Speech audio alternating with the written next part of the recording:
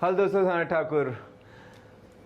यहाँ पर जो आपको बताया जाएगा कि कैसे रियल एस्टेट से इन्वेस्ट करके एक पैसिव इनकम, अपनी ऑनगोइंग इनकम चालू की जाए, जिससे कि आप फाइनेंशियल सिक्योर हो सकें। क्योंकि बहुत सारी प्रॉब्लम है, आगे चल के हमारी एबिलिटी कम होती जाती है, पैसे की रिक्वायरमेंट बढ़ती रहती है, चाहे वो बच्चों का एजुकेशन हो या उनकी शादी हो, या बाद में भी हमारी लाइफ की एक्सपेक्टेंसी बढ़ चुकी है। तो क्या हम ऐसा काम करके रखें कि हमको ऐसा ना हो कि ओल्ड एज सेंटर जाना पड़े या किसी के आगे हाथ फैलाना पड़े। मैं अपने बारे में बताऊं तो मेरा नाम सना ठाकुर है और मैं पुणे से हूं। मैंने आर्मी में सर्विस की और उसके बाद कुछ बिजनेसेस ट्राई किए और फाइनली रियल एस्टेट में मैं पिछले 2013 से आज तक अभी भी कर रहा हूँ। पर अब एक मेरा ड्रीम था कि मैं 50 साल के बाद पैसे के लिए काम ना करूँ, ऐसी एक पाइपलाइन तैयार कर दूँ। तो मैं रिटायरमेंट कर पाया, 1 साल ज़्यादा हुआ 51 में। तो पुणे में एक मैं अब ये मेरी चॉइस है कि मैं जो अपना नॉलेज है वो कहीं तो खाली बैठना नहीं है, तो कुछ बताता हूँ, लोगों को बताता हूँ कि कैसे मैंने किया। अगर मैं कर सकता हूँ तो आप भी कर सकते हो, ठीक है। अब रियल एस्टेट से ही क्यों पैसिव इनकम, और भी तो तरीके हो सकते हैं, है ना। मे बी आप बुक राइटर बन जाओ, बट हमें पता है कि कितनी सारी बुक्स आती हैं और कितनी रियल में बेस्ट सेलर बनती हैं। कंटेंट क्रिएटर बन जाओ। मैं ऑलरेडी, मेरा यूट्यूब चैनल भी है जहाँ पे मैं ट्रेनिंग देता हूँ लोगों को, तो वो भी हाँ एक पैसिव। तो मुझे ना चस्का लगा एक्चुअल में पैसिव इनकम का। आर्मी से जब मुझे पेंशन मिल रही है तो मैंने हर वो काम किया कि जहाँ पे काम करो एक बार, पैसा आए बार बार, वो पैसा सबसे अच्छा रहता है। नॉर्मली क्या होता है, काम कर रहे हो, काम बंद पैसा बंद। तो काम तो कभी भी बंद हो सकता है, भगवान न करे कल को कुछ हो जाए तो क्या मेरी लाइफस्टाइल है वो ऐसी रहेगी, ठीक है। तो हम यहाँ पर स्टेप बाय स्टेप आपको 10 मॉड्यूल में मैं बताऊंगा कि आप रियल एस्टेट से कैसे एक पैसिव इनकम जनरेट कर सकते हैं। चलिए स्टार्ट करते हैं। तो सबसे पहले क्या है, introduction to real estate investing. क्योंकि इन्वेस्ट करेंगे, खुद के लिए लिया हुआ तो ठीक है, आपको एक घर की ज़रूरत है, पर इन्वेस्टमेंट की बात यहाँ पे हम करने वाले हैं। और जो टॉपिक होगा, रियल एस्टेट से पैसिव इनकम का सफ़र शुरू करना। देखिए, आप जो भी इन्वेस्टमेंट करते हैं, या तो आप रियल एस्टेट में करते हैं, या तो आप शेयर मार्केट में करते हैं, या तो आप गोल्ड में करते हैं। यही 3 चीज़ है जहाँ पे लोग अपना पैसा लगाते हैं। अब अगर आप देखिए कि रिटर्न कहाँ पर ज़्यादा है, तो अगर लॉन्ग टर्म में आप देखोगे तो टफ फाइट है रियल एस्टेट का और शेयर मार्केट का। गोल्ड भी मतलब ठीक ठीक करते रहता है इंडिया में स्पेशली, पर बाहर शायद।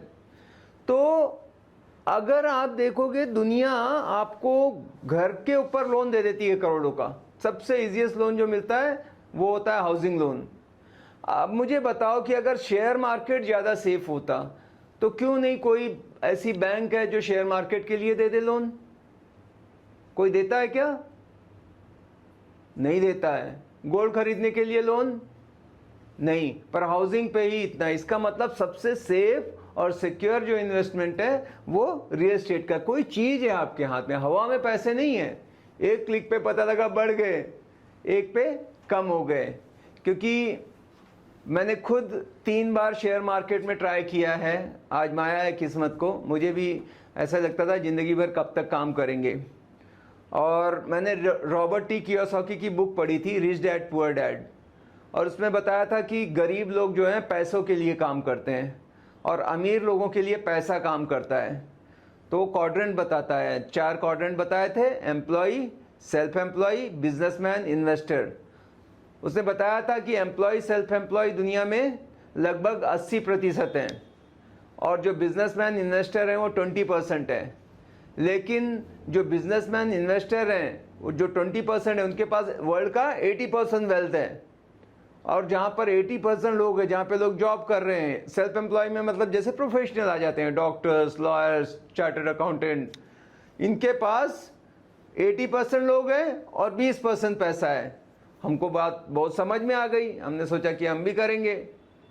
तो अब बिजनेसमैन बनना है या इन्वेस्टर बनना है, तो मैं रिटायर होके जब आया था 2007 की बात है, तो थोड़ा सा पैसा हमने शेयर में लगाना चालू किया। वैसे तो मैं जॉब भी करने लगा था as a purchase manager, but मैंने कहा कि ये पैसे को कहीं पार्क करते हैं, तो प्रॉपर्टी में खरीदने जाता था। पर तब इतना बूम था कि जैसे मैं खरीदने जाऊंगा, फाइनल होगा, नेगोशिएट करूंगा, तब तक मैं 500 रुपये पर स्क्वायर फीट बढ़ जाएगा। तो हम कहते थे अभी आए थे, मान लो किसी ने 10 लाख गुंठा है, ऐसे पूना में बोलते थे, ये रियलिस्टिक है, मतलब वो टाइम पे ऐसा था, इससे भी कम ही था, मतलब मान लो 7 लाख कह रहा था और मुझे ऐसे खरीदना था ज़मीन।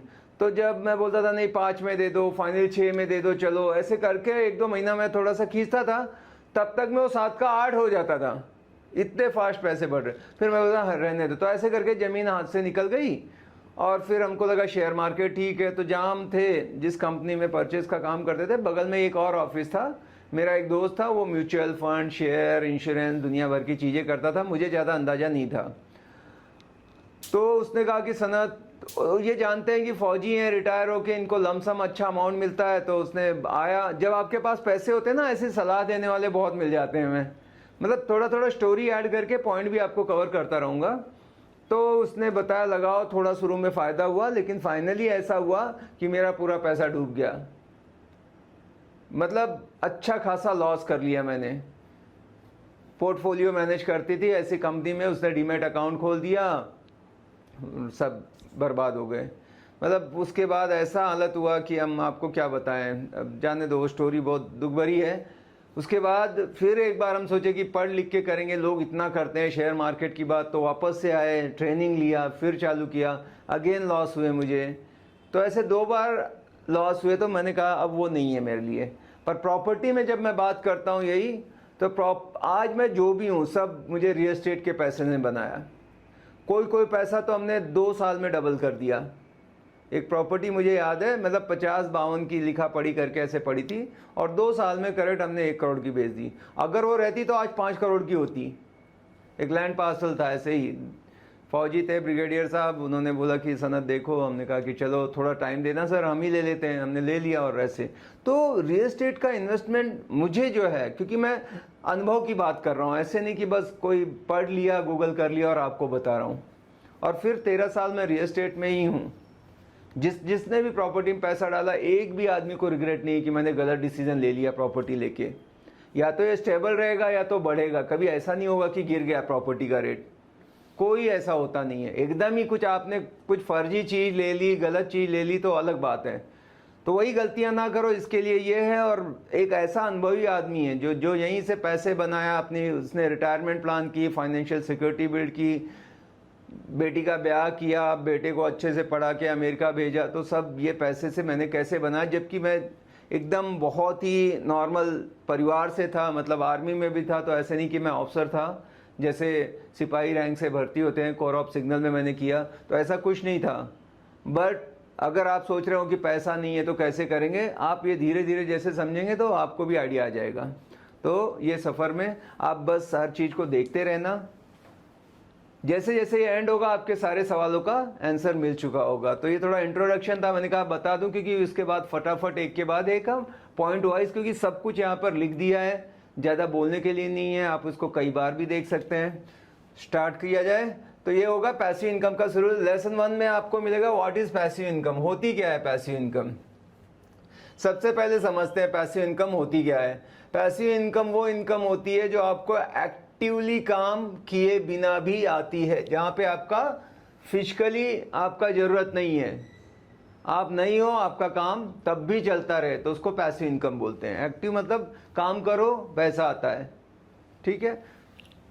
चलिए, तो जैसे कि रेंट आना, प्रॉपर्टी से रेंट आना, आप कुछ नहीं करोगे तब भी आ रहा है, तो वो हो गया। डिविडेंड आना स्टॉक से, रॉयल्टीज आना किसी कंटेंट से, बुक लिख दिया, कोई ऐसी चीज कर दी, तो ठीक है।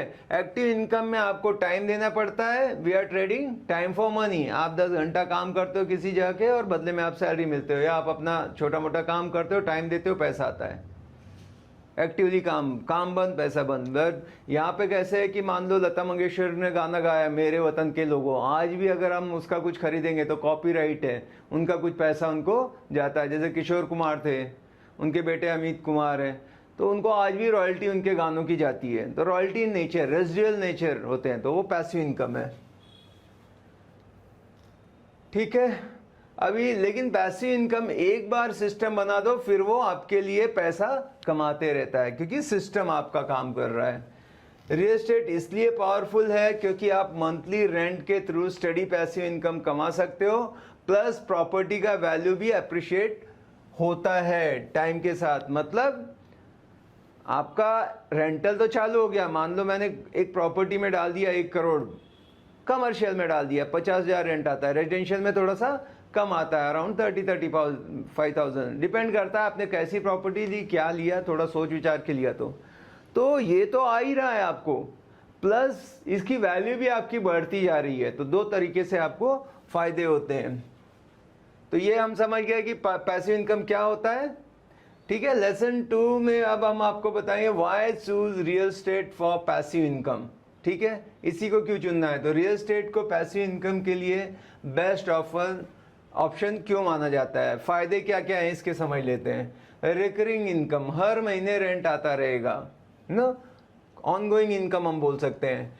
टेंजिबल एसेट, आपके पास रियल प्रॉपर्टी होती है, सिर्फ पेपर वैल्यू नहीं है ना।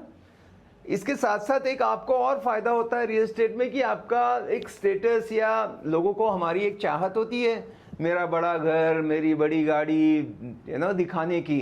पहले लोग लड़ते थे आपस में ताकत दिखाने के लिए, अब ऐसा नहीं, अब पैसे से अपने आप को दिखाते हैं। ठीक है, तो प्रॉपर्टी है तो वो भी एक मानसिक, आपको बताओ अरे बाप इनके पास तो 8-10 प्रॉपर्टी है, जहाँ भी निकलो, उसका भी एक फ़ायदा होता है हमको।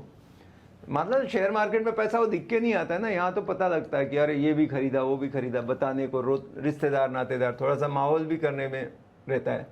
टैक्स बेनिफिट भी मिलते हैं, इंडिया में भी काफ़ी डिडक्शन मिलते हैं होम लोन और डिप्रिशिएशन के थ्रू। आप लोग जानते हैं अंडर सेक्शन जो इनकम टैक्स के, फिर भी जो लेटेस्ट है आप चेक कर लेना, 80C वगैरह, जहाँ पर आपको जो भी इंटरेस्ट आप भर रहे हो वो सब आपके इनकम में उसका फ़ायदा मिलता है, रिबेट बहुत सारे मिलते हैं, वो आपको है। अप्रिशिएशन के समय प्रॉपर्टी की कीमत बढ़ती रहती है, बता दिया था। लिवरेज, आप लोन लेकर भी इन्वेस्ट कर सकते हो, अपनी कैपिटल से ज़्यादा वैल्यू कंट्रोल करते हो, है ना। शेयर मार्केट के लिए कोई लोन देता है क्या, नहीं। गोल्ड के लिए कोई देता है पर्सनल, तो उसके इंटरेस्ट रेट वगैरह आपको पता है, पर आराम से प्रॉपर्टी के लिए आपको लोन पीछे पढ़ के देने को तैयार रहते हैं। इसका मतलब ये सबसे सेफ एंड सिक्योर है। नहीं भी पैसा है 10% दे के आप प्रॉपर्टी के ओनर बन सकते हो, राइट है। तो इसलिए प्रॉपर्टी बहुत अच्छी है। मान लो आपने दे दिया, आपने एक घर लिया 50 लाख का, आपने 10 लाख करके दे दिया, अब आपको EMI भरनी है तो 40 लाख आपने करीब लोन ले लिया था, तो वो 50 लाख पे अगर आपको 20,000 ठीक है मिल रहा है, या कमर्शियल है तो आपको 25 तक मिल जाएगा। फिर थोड़ा 10-15 हज़ार ही आपने भरना है EMI, आपका घर हो जाता है। और जब 2-4 बार देते रहते हो तो वो इन्फ्लेशन के हिसाब से ना रेंट तो बढ़ते ही चले जाते हैं, तो EMI आपका मैच कर लेता है। जैसे मैंने पहली प्रॉपर्टी ली थी तो 3,80,000 की थी, ये 2000 की बात है, और तब मैंने लोन लिया था लगभग 2.5 लाख का। ठीक है, मेरे लिए बड़ा टफ था वो टाइम, फौज में थे हम, और वो ले लिया। लेकिन उसके बाद मैंने उसको 2007-8 में बेचा, खाली 7-8 साल में, और वो बिकी थी 15 लाख, करीब 14-15 लाख में बिकी थी। आप सोचो कि कितने गुना रिटर्न बनाया, 3,80,000, 4 या 12, उससे भी ज़्यादा बनाया। और हम उस घर में रहते रहे, रेंट नहीं दिया। नहीं तो अगर हम रहते तो उसका भी एक फ़ायदा होता। अगर आज तक वो प्रॉपर्टी होती तो वहाँ पे अभी जो फ्लैट है उसकी लगभग 50 लाख अराउंड कीमत है, और रेंट वाइज देखें तो 25-28,000 है। ये 2000, तो मतलब किस हिसाब से प्रॉपर्टी बढ़ी, कितना फ़ायदा ही फ़ायदा था। मैं सोचता कि मैं पूरा जमा कर, मतलब लोन से भी ये मिल जाता है। ये सारी चीज़ें आगे आगे समझते जाएंगे हम, थोड़ा करते हैं। तो इमेजिन करो आपके पास 3 फ्लैट हैं, हर एक से 15,000 रेंट आ रहा है, तो 45,000 मंथली विदाउट एक्टिंग काम के, दैट्स पैसिव इनकम। अब इसमें थोड़े खर्चे निकल जाते हैं, जैसे कि मंथली मेंटेनेंस है वो नहीं रेंट में काउंट होता है, या प्रॉपर्टी टैक्स साल में भरना पड़ता है, पर वो कम है। फिर भी कुल मिला के आप देखोगे तो बहुत सही डिसीजन होता है। और सबसे बेस्ट जो मैंने सोचा है, एक फोर्स सेविंग हो जाती है। अगर मैं एलिजिबल हूँ लोन के लिए, ले लिया, नहीं तो भी हम वैकेशन में कार खरीद ली, ये सब लाइबिलिटी है, टीवी खरीद ली, ये कर ली, जो भी खरीदते हो घर लाते हो आधा दाम हो जाता है 10 दिन में। पर प्रॉपर्टी एक ऐसी चीज़ है जो आपको बढ़ा के ही देते रहता है। ठीक है, पहले मॉड्यूल का third lesson, types of real estate investment. कहाँ कहाँ कर सकते हो रियल एस्टेट में पैसा लगाने का? कई तरीके हैं। रेजिडेंशियल प्रॉपर्टी, जैसे कि आप जानते हो जहाँ पे रहना है, जैसे फ्लैट, बंगलो, विला, सबसे कॉमन है रेजिडेंशियल प्रॉपर्टी। उसके बाद कमर्शियल प्रॉपर्टी आती है, जहाँ पे शॉप्स हैं, ऑफिसेस हैं, वेयर हाउस हैं। ठीक है, इसका रेंट ज़्यादा होता है बट रिस्क भी थोड़ा होता है। तो रिस्क थोड़ा ज़्यादा क्यों होता है कि कभी कभी इमिडिएटली ऐसे रेंट पे नहीं मिल जाते। जैसे रेजिडेंशियल का अभी नाम लो, आ जाता है टेनेंट। कमर्शियल प्रॉपर्टी के लिए एकदम परफेक्ट वैसा ही आदमी थोड़ा टाइम लगाता है, पर 2-5 साल के लिए लेता है फिर वो। ठीक है, प्लॉट्स लैंड होते हैं, लॉन्ग टर्म एप्रिशिएशन के लिए बेस्ट हैं, उसकी ज़्यादा प्राइस बहुत जल्दी बढ़ती है। वैकेशन रेंटल्स, एयरबीएनबी जैसे प्लेटफॉर्म पे शॉर्ट, मतलब आप ऐसे जहाँ जहाँ ज़्यादा टूरिस्ट वगैरह जाते हैं वहाँ ले लिया तो आराम से एयरबीएनबी पे लगा दो, लोग आते हैं जाते हैं तो उसमें ज़्यादा रेंट की कमाई होती है। सर्विस अपार्टमेंट एयरबीएनबी का भी बहुत चलता है। नॉर्मल मान लो मैंने फ्लैट लिया एक पुणे के अंदर, 3 BHK फ्लैट है, अगर मैं दूंगा 50,000 आ रहा है, पर एयरबीएनबी पे मुझे 75,000 80,000 भी लोग दे देते हैं, क्योंकि डेली बेसिस पे या जिसको जैसी ज़रूरत है वैसे भी यूज़ कर लेते हैं वो फर्नीचर करके। उसके बाद आ रही रियल एस्टेट इन्वेस्टमेंट ट्रस्ट अभी है, जहां आप बिना प्रॉपर्टी खरीदे इन्वेस्ट कर सकते हो और रिटर्न भी कमा सकते हो। और भी है कि जैसे शेयरिंग में, जैसे बड़ी प्रॉपर्टी है 10 करोड़ की है, खूब बड़ा एकदम लाविश बंगला है लोनावाला में, अब क्या है अकेले नहीं खरीदना है तो 10 लोग मिलके खरीद लेते हैं उसको। 1-1 करोड़ डाला, 10 करोड़ का हो गया, और फिर उसी हिसाब से उनको प्रॉफिट आते रहता है, उनको पता है रेंट पे दे सकते, तो रिस्क को हमने कम कर दिया।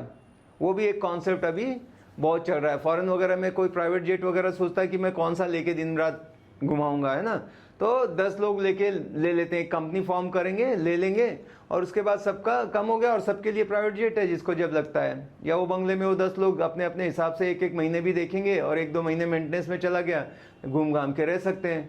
क्योंकि मैं अपना अलग से हॉलीडे होम खरीद लूँ, खुद ही रखूँ, तो इतना पैसा लग रहा है, उतना रिटर्न नहीं है, इसमें क्या पूरा फायदा है। तो अभी आपका गोल है पैसिव इनकम बिल्ड करना, तो हम ज़्यादा फोकस करेंगे रेजिडेंशियल और कमर्शियल रेंटल प्रॉपर्टी पे, क्योंकि लैंड में तो कोई रेंट इमिडिएटली ऐसा मिलता नहीं है, वो उसके लिए भी लोग लेते हैं, पर रेजिडेंशियल कमर्शियल ही सबसे बेस्ट है। तो active versus passive real estate investing. Active investor क्या करता है, खुद प्रॉपर्टी ढूंढता है, सब वो खुद देख रहा है, खुद टेनेंट्स को हैंडल करना, खुद रिपेयर्स और मेंटेनेंस करना, ये पैसिव इन्वेस्टर है। प्रॉपर्टी मैनेजर हायर करना, जो पैसिव वाला क्या करेगा, वो एक मैनेजर रख लेगा, ब्रोकर रख लेगा, केयर टेकर रख लेगा।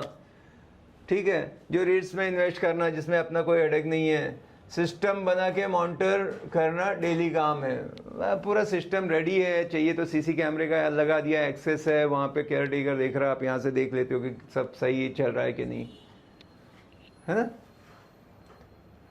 तो आपका गोल है पैसिव इनकम, तो पहले आपको एक्टिवली सीखना पड़ेगा। ठीक है, तो लेकिन जैसे ही 1-2 प्रॉपर्टी सेट हो जाए, सिस्टम बना दो और इनकम पैसिव हो जाती है। शुरू में क्या करना है कि क्योंकि आजकल लोग फंसा देते हैं, बहुत बैठे हुए तरह तरह के लोग, है ना, तो खुद उस पूरे प्रोसेस को समझो। प्रॉपर्टी सर्च कर रहे हैं, देख रहे हैं कैसे क्या रेट है, मार्केट में क्या है, कौन क्या बोलता है, थोड़ा सा टाइम मनी एनर्जी आप लगाओ। डायरेक्ट किसी को दिया भरोसे पे, वो डुबा देता है, मैनेजर मैनेज नहीं करता, डैमेज करता है। तो पहले अगर आपको सब पता है, उसका प्रोज कौन, उसके लूप होल कहाँ, कौन क्या करता है, फिर आपको कोई फंसा नहीं सकता। तो शुरू में सब है ना, सीखो, मेहनत करके गलतियां करके सीख लो। उस 1-2 प्रॉपर्टी हो गई, पूरा सेटअप हो गया, वहां से पैसा आने लगा। ये तो कोई धंधे वाला है तो कैसे दुकान खोला, सब बिजनेस सेट किया, उसके बाद वहीं पे वो रुक के रहेगा तो फ़ायदा नहीं है। वो सोचता है कि ठीक है अभी किसी को लगा दिया, उसको सब सिस्टम लगा दिया, मालूम है 5-10% कम होगा, फ़र्क पड़ेगा जो खुद करते उससे, लेकिन अभी वो दूसरा धंधा सेट कर रहा है, तीसरा सेट कर रहा है, ऐसे फिर बड़ा बिजनेसमैन बनता है। नहीं तो खुद के दुकान में ही ज़िंदगी निकाल देगा वो पूड़ी बांधते हुए, या वही काम कि एक एक सब सामान गिनते बैठा हुआ है, कोई कुछ गलत तो नहीं कर रहा है। पर सिस्टम बनाने का, आगे बढ़ने का, 1-2 प्रॉपर्टी लिया, सब ओके किया, नेक्स्ट। ठीक है, तो मॉड्यूल 1 में हमने क्या क्या सीखा? पैसिव इनकम क्या होती है? जो पैसा बिना डेली काम के आता है। Real estate is powerful tool to build a long term wealth. Real estate से क्यों आपको अच्छा रहेगा? आपको सही प्रॉपर्टी, सही जगह और सही तरीके से इन्वेस्ट करना होगा उसके लिए। अब हम अगले मॉड्यूल में बात करेंगे कैसे अपने फाइनेंशियल गोल सेट करें और इन्वेस्टर माइंडसेट डेवलप करें, क्योंकि कोई भी चीज़ है गोल सेट करके ही, प्लान करके ही आप सही जा सकते हो। तो मिलते हैं अगले मॉड्यूल में। Thank you.